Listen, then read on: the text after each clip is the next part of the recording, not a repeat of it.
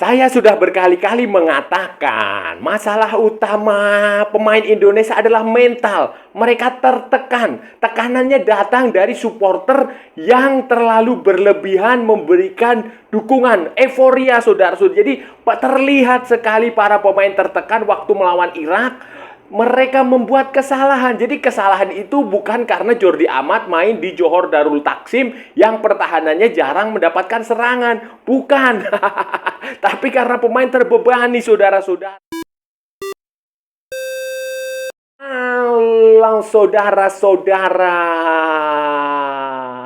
Jumpa lagi dengan komentator gadungan di sini. Dengan komentator yang gadungan.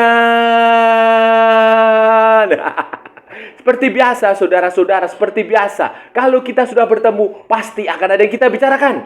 Akan ada yang kita perbincangkan. Kita ulas, kita analisis, kita bacotin.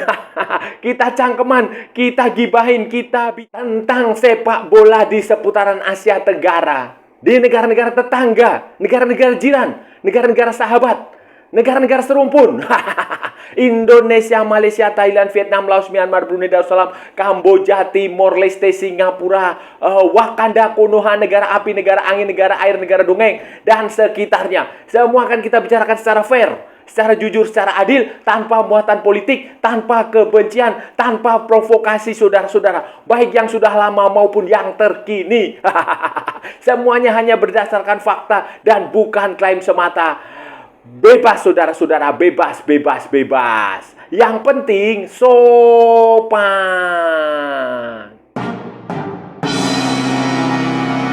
Begini, saudara-saudara, jadi begini, setelah kekalahan dari Irak, saudara-saudara, dan kemenangan Vietnam atas Filipina, saudara-saudara, peluang Indonesia untuk lolos itu tetap besar. Tetap saja Indonesia membutuhkan 3 poin, saudara-saudara. Tetap saja Indonesia membutuhkan 3 poin, karena sekarang baru punya berapa? Baru punya 7 poin, saudara-saudara. Baru punya 7 poin, sementara Vietnam punya berapa ya? 6 poin, saudara-saudara. Vietnam punya 6 poin. Jadi tetap saja Indonesia butuh kemenangan. Butuh kemenangan. Kalaupun hasilnya imbang, ya Vietnam jangan sampai menang. Vietnam imbang atau kalah. Tetapi Indonesia yang paling aman memang butuh kemenangan. Butuh kemenangan, saudara-saudara. Dan peluang untuk mengalahkan Filipina itu besar. Karena pertama, Indonesia akan main di kandang. Kedua, Filipina tidak punya peluang lagi lolos. Ketiga, Vietnam itu akan away ke Irak. Jadi kemungkinan besar itu Vietnam akan menghadapi pertandingan yang amat sangat berat. Apalagi Nguyen Tin Lin itu yang mencetak 2 gol waktu melawan Filipina itu tidak akan bermain, saudara-saudara. Ya, tidak akan bermain karena mendapatkan akumulasi kartu kuning waktu pertandingan melawan Filipina. Jadi Indonesia sebenarnya lebih diuntungkan. Lebih diuntungkan waktu pertandingan terakhir nanti tanggal 11 Juni 2024 dibandingkan dengan Vietnam, saudara-saudara. Di atas kertas ini ya teorinya ya. Ini kita bicara teorinya dulu. Teorinya dulu secara hitung-hitungan matematika ini, Indonesia punya peluang sangat besar untuk lolos. Berapapun skornya, berapapun kemenangannya, Indonesia pasti akan lolos. Kalau yang penting menang. Tetapi kalaupun imbang, saudara-saudara, ya itu tadi. Irak itu kemungkinan besar akan mengalahkan Vietnam. Dan Vietnam itu kemungkinan besar juga akan sulit sekali mengalahkan Irak. Ya paling beruntung itu juga mereka mendapatkan hasil imbang lah. Itu pun sudah beruntung dan mungkin ya peluangnya berat sekali ya. Ya paling masuk akal itu nanti Irak mengalahkan Vietnam. Sementara Indonesia mengalahkan Filipina, saudara-saudara. Jadi Indonesia punya potensi peluang. Mungkin sekitar 90% untuk lolos ke putaran ketiga, saudara-saudara. Secara matematika, secara teori, secara hitung-hitungan Indonesia punya peluang mengalahkan Filipina dan Irak akan mengalahkan Vietnam, saudara-saudara. Sepak bola itu bukan matematika. Sepak bola bukan ilmu pasti, bukan sains, bukan fisika, bukan apalagi kimia yang ada rumusnya yang selalu hasilnya 2 tambah 2 4. Itu bukan. Sepak bola itu selalu ada drama di situ, selalu ada kejutan, selalu ada nilai-nilai surprise, element of surprise. Ada banyak hal yang bisa menentukan hasil akhir pertandingan. Apalagi saudara-saudara, apalagi nih ya, evaluasi saya kepada tim nasional Indonesia waktu kekalahan melawan Irak ini adalah Pemain Indonesia itu terbebani, saudara-saudara. Bebannya berat sekali. Mereka tertekan. Siapa yang menekan? Supporter, saudara-saudara. Supporter Indonesia itu terlihat sekali overconfidence. Sangat percaya diri. Mereka ya mungkin cenderung euforia lah. Cenderung euforia. Mereka menganggap Indonesia ini seperti Brasil, seperti Argentina, seperti Jerman, seperti Prancis. Yang kalau main itu ya punya potensi menang 99% dengan permainan yang indah. Kayak begitu. Jadi itu ekspektasi besar dari supporter itu, supporter, media, pengurus PSSI, kemudian orang-orang lah itu membuat pemain itu tertekan, saudara, terbebani. Mental mereka tidak siap untuk hal itu. Mereka adalah pemain-pemain yang biasa ada di level mediocre, kemudian berada di level unggulan. Nah, itu berbeda, saudara-saudara, berbeda, saudara-saudara. Jadi pemain yang biasa di level bawah kemudian naik ke level menengah dan tiba-tiba dalam hitungan hari atau hitungan minggu, hitungan bulan naik ke level atas itu tidak mudah mengatasinya, dan itu terlihat sekali para pemain tertekan, saudara-saudara. Dari 2 pertandingan melawan Tanzania dan Irak ini, saudara-saudara, terlihat sekali para pemain itu tidak lepas mainnya, tidak lepas, saudara-saudara, main tidak lepas, dan terbukti juga kan mereka bikin kesalahan yang amat sangat fatal, saudara-saudara. Kartu merah Jordi Amat, penalti handsballnya Justin Hubner, penaltinya Hernando Ari pelanggaran, kemudian yang terakhir blundernya Hernando Ari, kemudian salah passing juga masih saja terjadi, long ball juga dilakukan. Jadi itu membuktikan bahwa beban itu sangat berat, saudara. Beban ini, saudara, sudah saya pernah katakan beberapa hari yang lalu, bukan beberapa hari yang lalu, sering sudah saya katakan, saudara. Saya sudah katakan bahwa hati-hati, jangan terlalu euforia, jangan mendukung tim nasional Indonesia dengan berlebihan, dengan euforia. Itu bahaya sekali, saudara-saudara. Ternyata kan itu yang dilakukan oleh supporter-supporter Indonesia, fans. Media sosial itu dibanjiri dengan postingan-postingan yang seolah-olah membuat off-right, saudara-saudara. Off-right, istilahnya itu seperti itu, off-right. Off-right ada underrate. Nah, tapi ini off-right. Jadi seolah-olah melebih-lebihkan, realitasnya hanya di sini, tetapi dilebihkan di sini. Nah, itu yang terjadi dengan supporter kita saat ini. Saudara lihat sajalah di YouTube, di Instagram, di TikTok, di mana-mana itu, di Twitter itu kan banyak sekali postingan-postingan yang melebih-lebihkan lah, seolah-olah itu pemain seperti Tom Hai itu setara dengan Andrea Pirlo. Seolah-olah Ragnar Uratmangun itu setara dengan Kylian Mbappe. Seolah-olah Hernando Ari Sutaryadi itu setara dengan Emi Martinez. Seolah-olah siapa lagi, Pratama Arhan itu setara dengan Roberto Carlos. Seolah-olah Jay Itzes itu setangguh siapa. Ya banyaklah, itu berlebihan sekali postingan-postingan itu, dan banyak juga yang meremehkan, terlalu meremehkan negara-negara tetangga kita. Misalnya meremehkan Malaysia, meremehkan Vietnam, meremehkan Thailand, meremehkan bahkan Singapura yang memang di bawah juga mereka remeh. Filipina itu mereka remeh. Jadi itu terlalu berlebihan menurut saya, saudara-saudara. Terlalu berlebihan. Saya sudah mengatakan ini berkali-kali, dan saya selalu diserang kalau saya mengatakan ini. Apa salahnya supporter memberikan dukungan? Ya nggak ada yang salah. Supporter memberikan dukungan itu nggak ada yang salah. Yang salah adalah ketika terlalu berlebihan, bebannya terlalu berat. Apalagi ini pertandingan kemarin itu melawan Irak, saudara-saudara. Melawan Irak yang memang sudah 2 pertandingan sebelumnya kita selalu kalah segala-galanya, kalah permainan, kalah cara bermain, kalah jumlah gol. Itu kalau harapan beban itu diberikan nanti pada pertandingan melawan Filipina, nah itu mungkin saja Indonesia bisa mengalahkan Vietnam, Filipina, saudara-saudara, karena memang kelasnya berbeda. Kelas Asia Tenggara dengan kelas Asia Barat, Timur Tengah itu berbeda. Indonesia punya peluang besar, 90% peluang Indonesia untuk mengalahkan Filipina dan lolos ke putaran ketiga, saudara. Saya minta tolong janganlah diberi kebeban, diberi euforia, jangan, biarkan pemain lepas, biarkan pemain santai saja menikmati permainan. Karena sebelum pertandingan melawan Irak, saudara-saudara, Sintayong itu sebenarnya sudah melihat tanda-tanda pemain itu terbebani. Sintayong itu sudah melihat tanda-tanda pemain itu mendapatkan mendapatkan tekanan yang berat dari supporter. Karena pada sesi konferensi pers sebelum pertandingan, sehari sebelum pertandingan di Hotel Sultan, kalau nggak salah itu di Jakarta itu, Sintayong meminta para pemain lepas. Karena dia sudah melihat tanda-tanda itu. Dia sudah melihat para pemainnya itu stres, saudara-saudara, tertekan. Itu dia minta pemain itu bermain lepas, bermain santai, menikmati pertandingan, lupakan hasil, menang, alhamdulillah, dapat satu poin juga, puji Tuhan.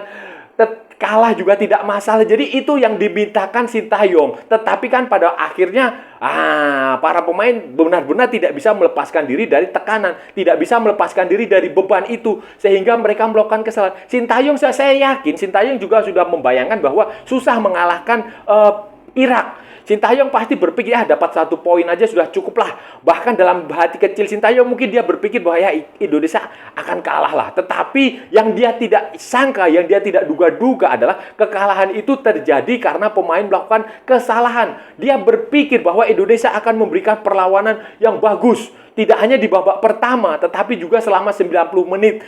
Dia berpikir Indonesia akan bermain solid, bermain rapi, bermain disiplin, memberikan serangan, tekanan, jual beli serangan, tidak ada kesalahan. Ternyata apa yang dia pikirkan salah, pemain Indonesia melakukan kesalahan dan berujung kekalahan. Itu yang sangat disayangkan, saudara-saudara. Kesalahan-kesalahan itu yang sangat disayangkan.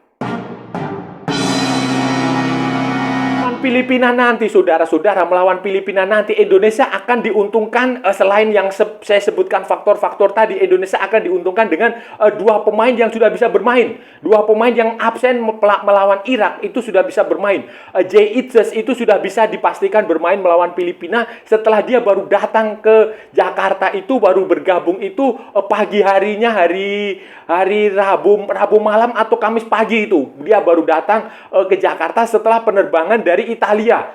Kan dia baru saja membawa klubnya Venezia itu menjalani promosi. Pertandingannya adalah Minggu malam waktu Italia atau Senin dini hari. Kemudian Senin paginya waktu Italia itu mereka mengadakan parade kemenangan di kanal-kanal di Venezia sana. Wah, keren, saudara-saudara, keren. Kemudian hari Selasanya baru dia terbang dari Italia menuju Indonesia, baru sampai di Indonesia hari Rabu atau hari Kamis. Itu Jay Itzes itu bisa bermain, dan itu akan menjadi tambahan amunisi yang bagus karena Jordi Amat tidak akan bisa bermain. Gantinya jelas Jay Itzes, itu sudah pasti bagus, saudara-saudara. Kemudian yang pemain lain yang bisa bermain adalah Calvin Verdong. Calvin Verdong bisa bermain di fullback kiri, bisa, karena dia posisi aslinya adalah fullback kiri. Dia bisa juga bermain sebagai wing di kiri, bisa juga bermain agak ke tengah sebagai defensive midfielder, gelandang bertahan, itu bisa ya. Tenaga Calvin Verdong ini akan sangat dibutuhkan karena dia baru fresh from the oven.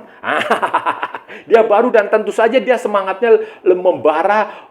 Dia tidak akan punya tekanan, dia tidak akan memikirkan apa-apa selain bersemangat untuk bermain. Ini akan menjadi amunisi yang lengkap, yang sangat bagus untuk Indonesia selain masalah teknis maupun masalah taktis, dan ini akan sangat bagus sekali, saudara-saudara, bagi Calvin Verdong untuk bermain. Kita lihat saja nantilah bagaimana Calvin Verdong bermain, tetapi prediksi saya dia akan bermain bagus. Dia akan bermain bagus di pertandingan melawan Filipina, saudara. Tambahan 2 amunisi yang cukup baik di sektor belakang, saudara-saudara. Saya melihat di depan itu harus ada sedikit perubahan. Harus ada perubahan yang cukup berarti, saudara-saudara. Khususnya dalam hal cara bermain efektif dan efisien. Pemain harus bermain jauh lebih efektif dan efisien. Kemarin waktu melawan Irak, Ragnar Uratmangun punya 1 peluang. Yang sayangnya itu memang benar-benar, itu kalau gol itu bisa skornya 1-1 kan. 1-1 mungkin saja angin akan bertiup ke kubu Indonesia karena skornya 1-1, dan itu sudah menit-menit krusial lah. Itu sayang dia tidak dapat peluang. Kemudian di babak pertama itu juga ada berapa peluang itu yang sebenarnya bisa gol. Jadi itu harus menjadi pekerjaan rumah Sintayong yang harus diselesaikan efektif dan efisien. Marcelino Ferdinand, saudara-saudara, saya melihat dia sudah tidak lagi efektif. Mungkin saja bisa diganti. Mungkin saja Sintayong bisa bermain tidak lagi dengan 3 pemain depan, tapi bisa juga dengan 4-4-2. Cobalah dengan 4-4-2. Misalnya Ragnar Uratmangun bertandem dengan Rafael Struijk. Atau tiga striker juga bisa, tetapi Marcelino diparkir dulu. Saya lihat dalam beberapa pertandingan terakhir, saudara-saudara, sejak di playoff melawan Gini, maupun pertandingan di Piala Asia U23 melawan Irak itu dia mainnya agak jauh sekali menurun. Jauh sekali menurun. Kemarin waktu lawan Tanzania juga dia tidak terlalu bagus di uji coba, dan kemarin waktu melawan Irak juga jelek sekali saudara. Menurut saya Marcelino Ferdinand bisalah itu diparkir. Untuk sementara diparkir, tidak dimasukkan sebagai starting line up. Mungkin dimainkan di babak kedua boleh, tetapi coba dulu strategi lain, tidak menggunakan Marcelino Ferdinand. Karena ini jelek sekali anak ini sekarang ini akhirnya. Saya nggak tahu kenapa. Apakah kebanyakan TikTok? Sementara untuk lini tengah, saudara-saudara, untuk lini tengah, saya berharap ini para pemain ini lebih berani pegang bola. Lebih berani pegang bola dan mengalirkan bola dari kaki ke kaki. Hindari long ball, hindari long ball. Saya nggak tahu ya, pada pertandingan melawan Irak, Tom Hai mainnya tidak terlalu bagus seperti saat pertandingan melawan Vietnam. Mungkin saja karena kualitas Irak yang tentu saja jauh lebih bagus daripada Vietnam. Tetapi saya melihat dia tidak terlalu maksimal, saudara. Saya nggak tahu apakah juga terpengaruh dengan beban itu atau tidak. Kemudian Nathan Choaon ya lumayan, tetapi tidak sebagus waktu Piala U23. Kemungkinan Ivar Jenner bisa main lah. Ivar Jenner bisa main di situ nanti waktu melawan Filipina, atau Justin Hubner aja yang ditarik ke depan bertandem dengan Ivar Jenner. Itu menurut saya solusinya bisa diambil dari situ. Kemudian di fullback itu Patinama sebenarnya sudah cukup bagus. Sandy Walsh juga cukup bagus. Tapi pertandingan melawan Filipina kemungkinan saya lihat ada kecenderungan Sintayong akan memainkan Asnawi Mangkualam di situ dan Pratama Arhan. Tetapi penilaian saya Saint Patinama dan Sandy Walsh itu masih cukup bagus. Apalagi nanti ada Calvin Verdong. Bisa saja Calvin Verdong akan main sebagai sayap di kiri itu, sebagai back kiri, full back kiri. Itu saudara-saudara di lini. Dan saya masih punya keyakinan besar kalau melawan Filipina Indonesia bisa menang. Kalau melawan Irak memang sejak awal saya sudah pesimistis. Saya sudah mengatakan itu dalam video saya beberapa kali, Irak lawan yang berat. Tetapi Filipina juga bukan lawan yang mudah, saudara-saudara. Mereka punya beberapa pemain keturunan baru dan terbukti mereka sempat merepotkan Vietnam. Walaupun ya kurang beruntung aja lah, gol di menit ke-90 plus 5. Saudara-saudara, itu tadi pembahasan kita hari ini, saudara-saudara. Kita sudah bicara panjang lebar dari A sampai Z, dari utara sampai selatan, dari barat sampai ke timur, dari Sabang sampai Merauke, dari Pulau Rote sampai Pulau Miangas. Kita sudah bicara semua. Kita sudah mengulas, menganalisis tentang tim nasional Indonesia yang dikalahkan Irak, tetapi masih punya satu peluang lagi, dan saya yakin akan bisa mengalahkan Filipina untuk lolos ke putaran ketiga kualifikasi Piala Dunia 2026 zona Asia, saudara-saudara. Hanya 3 poin lagi. Lawan yang dihadapi Filipina sudah dipastikan masuk kotak, sudah dipastikan tidak punya peluang lagi untuk lolos ke putaran ketiga, dan saya rasa mereka juga tidak akan terlalu bermain sungguh-sungguh. Walaupun kejutan mungkin saja terjadi, karena sepak bola itu bukan matematika, saudara-saudara. Dan kemarin, saudara-saudara, kalau saudara-saudara ingat, kekalahan melawan Irak itu terjadi karena pemain-pemain itu melakukan banyak sekali kesalahan. Blunder, saudara, blunder fatal. Jordi Amat, kenapa dia tidak mengheading bola? Kenapa dia justru menunduk sehingga bola datang ke Justin Hubner, dan Justin Hubner itu terkejut sehingga kena tangan. Beberapa menit kemudian Jordi Amat kembali melakukan kesalahan dengan melanggar, tackle pemain Irak di luar kotak penalti dan berujung kartu merah, saudara-saudara, berujung kartu merah. Aduh, sial sekali. Kemudian setelah itu ada Hernando bikin kesalahan lagi, menjatuhkan pemain lawan di kotak penalti, dan penaltinya Aiman Hussein melambung ke atas. Dan di menit terakhir itu puncaknya itu adalah blunder dari Hernando yang memainkan bola terlalu lama di kotak penalti, ingin mengecoh pemain Irak, tetapi pada akhirnya bola direbut oleh Ali Jasim, saudara-saudara, dan gol. Rentetan kesalahan itu, saudara-saudara, terjadi karena pemain itu terbebani, saudara-saudara, terbebani. Mental mereka tidak siap. Kenapa saya bilang terbebani? Karena banyak supporter pendukung Indonesia ini akhir-akhir ini memberikan dukungan yang berlebihan. Harapan mereka itu terlalu tinggi sekali, saudara-saudara. Mereka inginnya A, B, C, D yang sebenarnya itu justru membuat pemain tertekan, saudara-saudara. Anda harus sadar itu, dukungan itu boleh, tetapi ya yang wajar sajalah, sebatas sewajarnya saja, tidak usah terlalu terbebani. Dan itu tampak sekali para pemain terbebani, saudara-saudara. Terbebani sekali sehingga mereka tidak mampu bermain lepas. Ini beda cerita sebelumnya ketika mereka belum tidak terbebani, itu mereka bermain lepas, bermain santai. Tetapi yang sekarang ini, kemarin itu terlihat sekali, saudara-saudara. Dari 2 pertandingan yang melawan Tanzania dan Irak itu terlihat sekali mereka terbebani sehingga kesalahan demi kesalahan terjadi, saudara-saudara. Dan saya rasa sudah cukup ya, saudara-saudara, pembahasan kita hari ini. Kalau ada salah-salah ya mohon maaf. Namanya juga gadungan, saudara-saudara. Wajar kalau gadungan itu salah. Tetapi kalau benar berarti sebuah kebenaran. Kalau saudara-saudara merasa channel ini bermanfaat, berguna, menghibur, menginspirasi, silahkan like, share, and subscribe. Tapi kalau tidak, saudara-saudara, abaikan saja. Skip. Jangan ditonton, tetapi jangan juga di-report. Kasihan saya, saudara-saudara. Ikuti juga akun media sosial Komentator Gadungan, ada di Instagram, ada di Facebook, dan ada di TikTok yang bukan TikTok Shop, saudara-saudara. Oke, sampai bertemu lagi di edisi-edisi berikutnya dengan tema-tema yang jauh lebih tidak bermutu, dengan tema-tema yang jauh lebih tidak berguna, dengan tema-tema yang jauh lebih membagongkan. Salam olahraga dan merdeka!